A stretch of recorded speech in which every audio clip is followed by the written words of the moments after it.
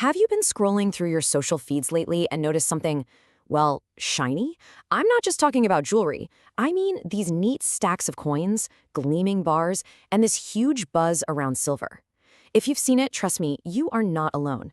Today, we're going to break down this whole social silver surge and get to the bottom of why your feed seems suddenly obsessed with precious metal. Right? It kind of feels like it just popped up out of nowhere. One minute you're watching cat videos, and the next your algorithm is serving you videos of people proudly showing off their silver collections. So what is going on here? Well, it is definitely not random. This is a trend with some surprisingly deep roots. Okay, so a massive part of this whole thing boils down to one simple hashtag. Hashtag silver stacking. This is basically the online clubhouse where thousands of people are sharing photos and videos of their growing collections. It's kind of part hobby, part personal finance, and honestly, it's just incredibly visual. The exact kind of content that is absolutely perfect for social media. Then you've got this other side of the coin. Hashtag silver squeeze. Now this one's a little more activist-oriented. Think about online communities, like Wall Street Silver over on Reddit, where users have actually tried to band together to buy up physical silver. Their goal? To try and put pressure on the market prices. It's a really interesting form of financial activism that's just exploded online. And really, both of these movements are connected by one core idea, this philosophy of hashtag real money. This is the central belief that's driving this entire trend. It's the idea that in a world of digital everything, digital money, digital transactions, silver is something tangible. It's something you can hold in your hand, something, well, real. All right, so we've got a handle on what's happening. But now let's get into the why, because this trend isn't just about collecting shiny things. No, it's deeply, deeply connected to some very real-world economic anxieties. So let's take a look at the drivers that are pushing people towards precious metals in the first place.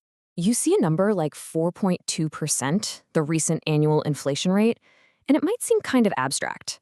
But what it really means, in simple terms, is that the cash you have sitting in your savings account is actually losing its buying power month after month after month. To put it even more simply, inflation means your dollar just buys less today than it did yesterday. You feel it, right? Gas is more expensive, your grocery bill is higher. This really just perfectly explains why people start looking for other places to put their money, somewhere its value won't get eaten away over time. This comment from some anonymous person on an online forum just hits the nail on the head. It captures that feeling perfectly. It's a direct reaction to that feeling of financial uncertainty. People aren't just sitting back and accepting it. They're actively looking for an alternative, for what they see as a kind of safe harbor.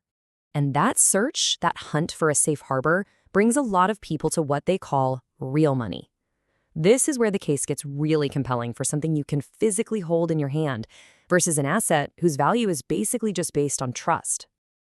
There's a really fundamental difference here.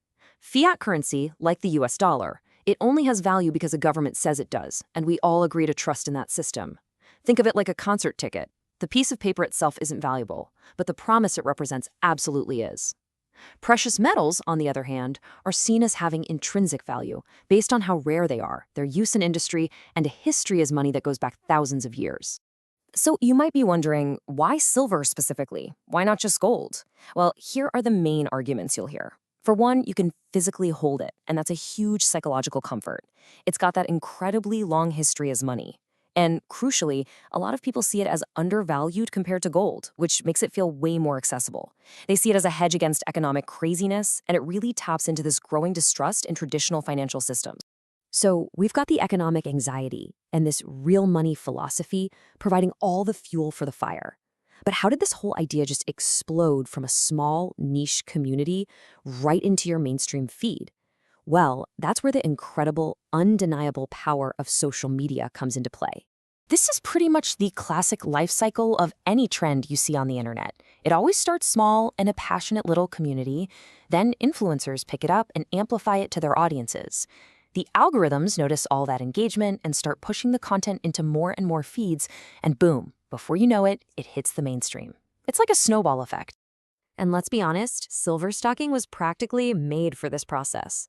There's something so satisfying about watching someone arrange these shiny, uniform objects. It's orderly, it's clean, and it kind of gives you a sense of control and progress in what feels like a chaotic world. That visual appeal makes it the perfect kind of shareable content for platforms like Instagram, TikTok, and YouTube. And look, the data backs this all up. This shows the explosive growth in just the mentions of hashtag silver stacking online. So it's not just a feeling that you're seeing it more often. The online conversation has absolutely skyrocketed in a really short amount of time. This is a very real and very recent phenomenon. So what does all this mean? Is this just another passing internet fad, or does it signal something bigger, something more fundamental about how people, especially younger generations, are thinking about money and wealth? Honestly, it seems to be a fascinating mix of both. The social media hype might be a fad, but those underlying concerns about the economy and a lack of trust in our institutions, yeah, those are probably here to stay. This chart does a fantastic job of summing it all up. Look at that. The single biggest driver is economic anxiety. But right on its heels is the power of social media amplification. It's really a perfect storm of real-world worries meeting the perfect platform to spread a message, with that human desire for community and a distrust of old systems just fanning the flames. So, if you only take away 3 things from all this, let them be these. First, when people feel like the economy is uncertain, they almost always move toward assets they can actually see and touch. Second, never ever underestimate the power of social media to turn a tiny niche interest into a massive mainstream movement. And finally, this whole thing might be more than just a trend. It could be a sign of a deeper, generational shift in how we even define trust and value in this digital age. And that leaves us with one last thought to chew on. We've seen how a trend like this can be pushed by algorithms and influencers just as much as by actual market forces, which leads to a pretty big question. Is your digital feed shaping your financial future, maybe in ways you haven't even stopped to think about?